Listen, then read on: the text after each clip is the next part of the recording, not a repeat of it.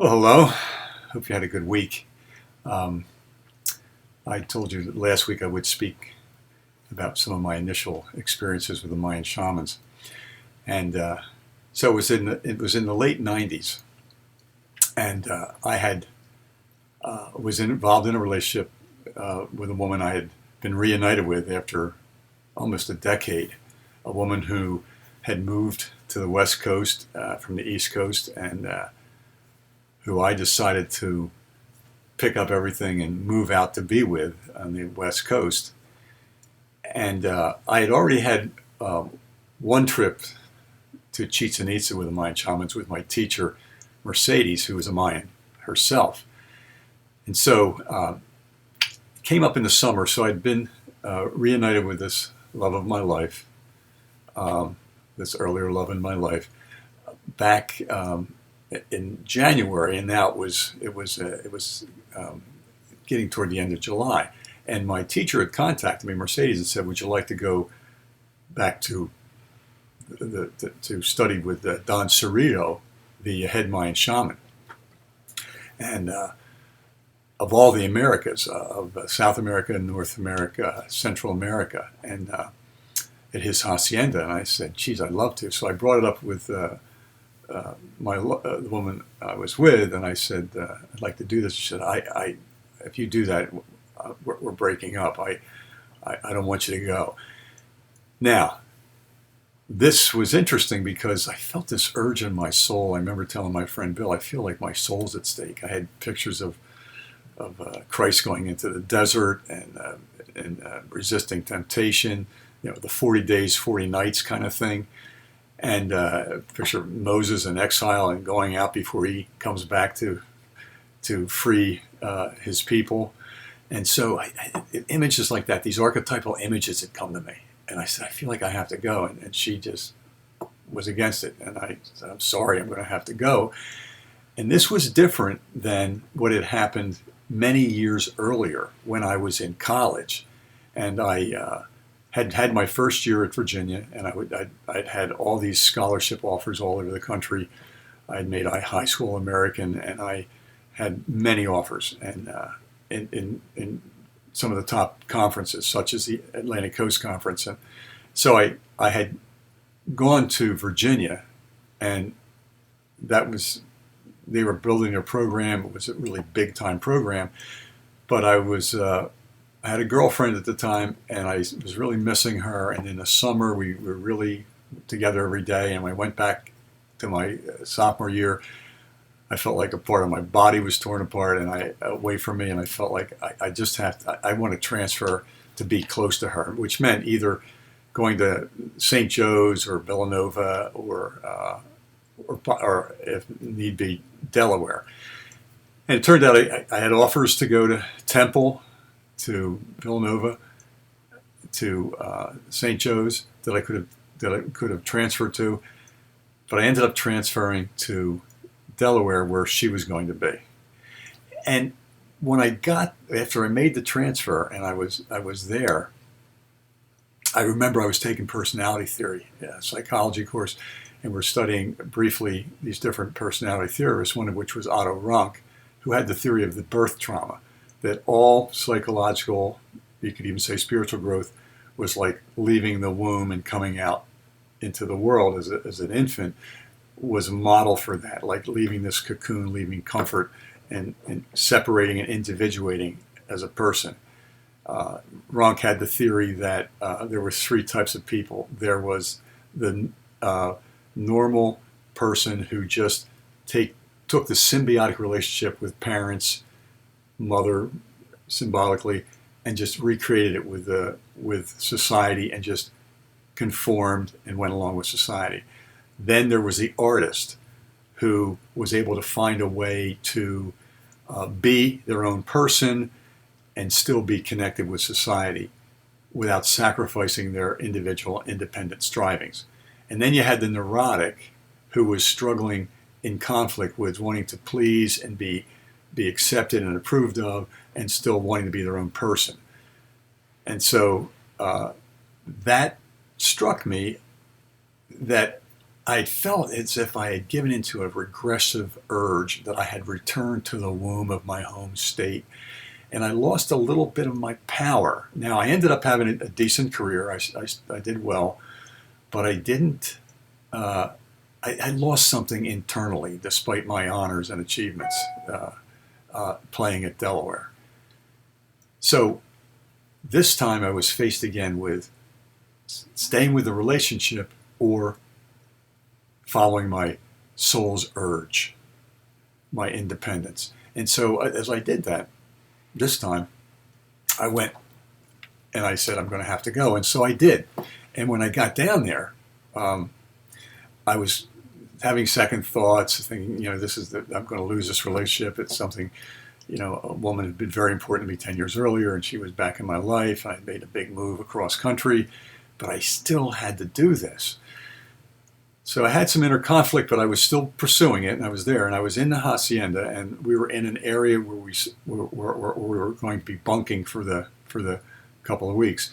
And I happened to look on the wall. There was a framed, glassed-in picture of Don Cirillo and some headings of articles. And I went to look at them, and they were saying Don Cirillo will be going to Harvard in the fall to talk with the religious studies program, and he'll be going to NASA to talk about the Mayan astronomy. And I went to see what the name of the magazine was from which this was taken. It was a cover of a magazine from Rehoboth Beach, Delaware, called The Beachcomber. And I was, that's my home state. And here I had left California, come back to my home state, stayed with relatives briefly before flying to Guatemala. And I thought, well, I think this is a pretty synchronistic, interesting sign and confirmation. So while there, the main teaching of this particular trip to the Maya, to the shamans, was that Don Cirillo said that God is talking to us all the time through nature. The divine, Great Spirit is talking to us and guiding us to our fullest potential spiritually, encouraging us, coaxing us, and giving us signs to move in that direction. And one night he did a reading with a sacred pouch that they have. The Maya have. They have some ordinary things in that sacred pouch, some pebbles and feathers and corn and some other things that they use for divination, for divining God's will, the will of the divine, and see what the guidance is. And so as he was doing it, he started with me, and he's not looking at me at all, and my teacher's doing the translation, and my teacher is saying, he's saying that you have helped many people in your life. And I had my practice as a psychologist, and that resonated with me. He said, but if you follow the thread of your destiny, he's again not looking at me, he's looking at this, what's in his pouch that he's sort of shaking out on a table. If you follow the thread of your destiny, you will help many, many people. And then he said, when you go into the spirit world, you have many high beings with you. I felt a little wince of tears, a feeling in my chest for a second, like having been an only child, I had felt like I was never alone, but I couldn't pin it down. Like it wasn't like I had brothers and sisters and wasn't alone, but I had a sense of something with me. And it was at that time as a child that I looked at the stars when I said, where would I be if I'd never been born? I've mentioned this before. And I always found myself envisioning in my mind's eye the night sky, the stars. So when he said that touched me. So anyway, he was teaching us that we were all evolving, and we let not one of us be left behind. We're all going to be rising up, and we don't want to leave anyone behind. And that this portal for higher consciousness, it was a little easier in this particular period of time. He said, because from 1992 to 2012, there was like a period, a dispensation, an opening to allow more and more people to reach the higher consciousness. So to become aware is what we've been talking about, to discover ourselves as consciousness. as spirit. And so it was an exciting time and moment. So he said, just pay attention to whatever happens in the course of the day, because this guidance is coming to you all the time. God is talking to us all the time through nature, he would say. My teacher would translate into English. She was Mayan and knew Mayan, and she could translate that, but sometimes he was speaking in Spanish as well. So we had a fire ceremony, a sacred fire ceremony, which I've spoken to you about before, which I participated in Tikal. And so in this particular one, on the side of a mountain, we had the fire going, and at one point, well, we're supposed to be, we're chanting along and honoring the four directions and the spirit of the ancestors of the Maya and so forth. And we're looking and intending a healing for ourselves and loved ones not present. And so at the end of one more thing. So it was fascinating how there was no breeze, but at one point, as Don Cirillo was saying something, the fire suddenly went in one direction and then back another direction, then over and sideways, left to right, and so forth. And as it did that, there wasn't a breeze. It was like it had a life of its own, a spirit of its own. So that it was like honoring the four directions: north, south, east, west. It was just amazing. And so at the end of it, I said my thank yous, and we dispersed as a group, and I went to a little cave off to the side on the side of the mountain, in which I was expressing gratitude. And I went to kiss the earth. I had my hands down. I went to kiss the earth, and a feather I found right before I got to the earth. And so I kissed the feather, and then I kissed the earth. I took the feather out and showed it to one of the other shamans, not Don Cirillo, who had gone with Gerardo, his assistant, another shaman, down the mountain. And we were to meet down below at a little store, like a little convenience store. So as I showed it to the other shaman, he said, "Oh, that's a rooster feather. That rooster is communicating to you." And so, okay. So I just took that in and didn't explore that further. We went down the mountain, went to the convenience store, and Don Cirillo said, "Would you like a drink? Would you like a soda or a beer?"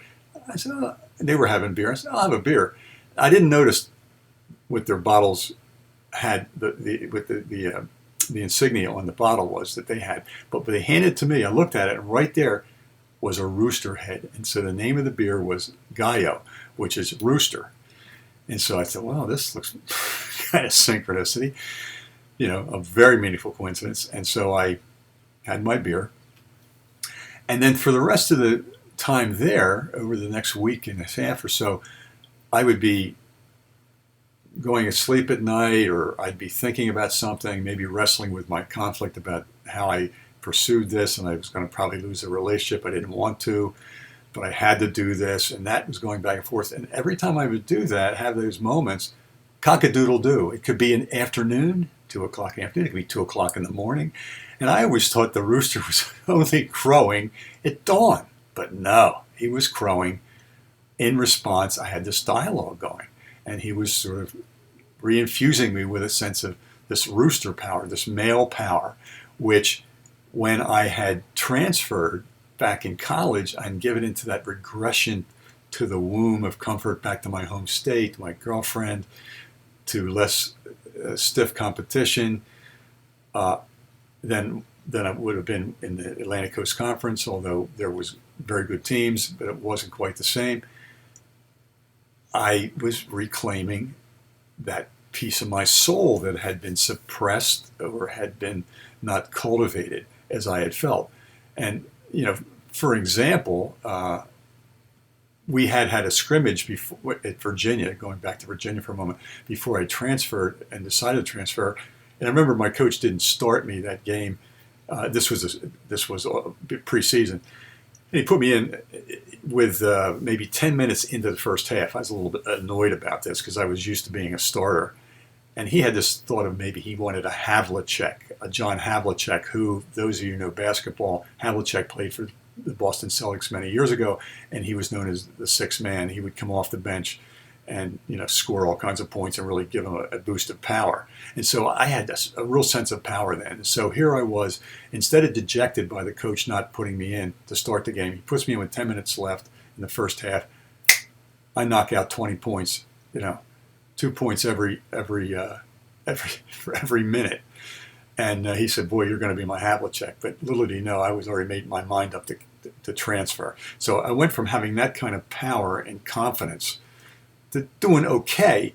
But again, a piece of me was missing until that day with the rooster communicating with me, and through that whole week or so of that communication, to where, as we left, the other members of the group were bemoaning, oh, we're not going to get our messages from the animals, like when the crow comes across and gives us a message, or the eagle, or whatever crosses our path in the course of a day is communicating to us.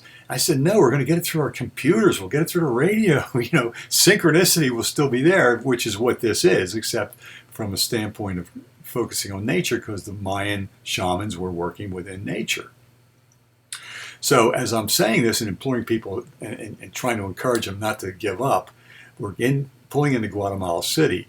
And as I'm making this little speech, we turn the corner, and there is a huge rooster head on the side of a beer truck. And everybody said, oh, you knew that was there? That was planned. I said, I had no idea it was there. And then that night, it was the end of the trip, and I was going to still try to go back and see the woman that I had moved to be with, go back to the West Coast and see if I could reconnect, despite her being emphatic that we were going to be done if I went on this trip. And so I'm lying there in bed that night, and I'm sort of wishing I could hear the rooster, because I'm not going to hear it now. I'm in Guatemala City, right? And I really I'm waking up from some dreams, some turmoil, some inner conflict. And then, just at the moment, I awaken around 3 a.m, and I said, oh, geez, really could use that power right now. Suddenly there's a giant cock-a-doodle-doo. There was a rooster next door to the house next door. Huge. It was the loudest crowing of the whole time. So I felt this infusion of male power, this portion of me that I had relinquished, and when I had given into a regressive move to go from Virginia back to my home state.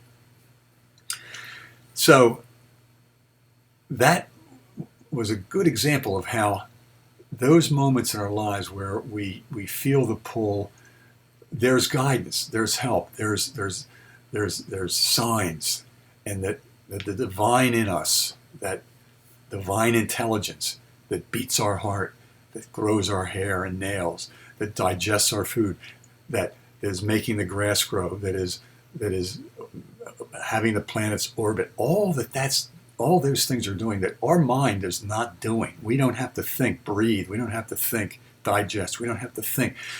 That as we get out of our heads and let our mind just be a tool to use, as opposed to identifying with it, being able to be that light of consciousness in which the mind is appearing, our body's appearing, and we align with that and step back and be the witness of our mind, our body, and the world, and tune into that place, we're given direction, we're given signs, and that's what the Maya were really a central teaching. God talks to us all the time through nature, the divine intelligence, but not just nature, as I was saying to my friends, and that was confirmed as we turned the corner, and there was the truck with the rooster head.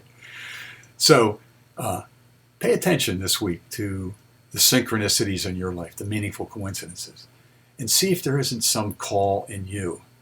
Because according to the Maya, even though there was a period of time from 1992 to 2012 that was sort of an opening for this higher conscious, it's been continuing. And as Eckhart Tolle has made the description, we are all like and the planet is like a caterpillar that's going through the paroxysms of sort of struggling to stay alive. These old structures, these old economic, social structures, identities, constructs of, as we see with all this, with the change in gender identities and all that that's happening, that people are getting past these rigid roles and so forth, that there's a call to expand out, to let our souls soar and to get beyond the old structures. And the old structures are holding on, like the caterpillar trying to survive before it finally dissolves in the cocoon and comes out through the chrysalis and comes out into the butterfly. And so as we pay attention, we can facilitate that and be consciously part of this divine unfolding that many teachers have been talking about, especially Eckhart Tolle. The divine purpose of the universe is unfolding, and we can be part of that, or we can be fighting that, but it's going to be happening. It's sort of like he once said in Power of Now, we can either be kind of entering the kingdom of heaven on our own, or we can be dragged in kicking and screaming. So this is the kind of time it is. And so pay attention to those synchronicities, those signs in your life. And in nature especially, but not only restricted to nature. So have a great week, and I'll see you next week.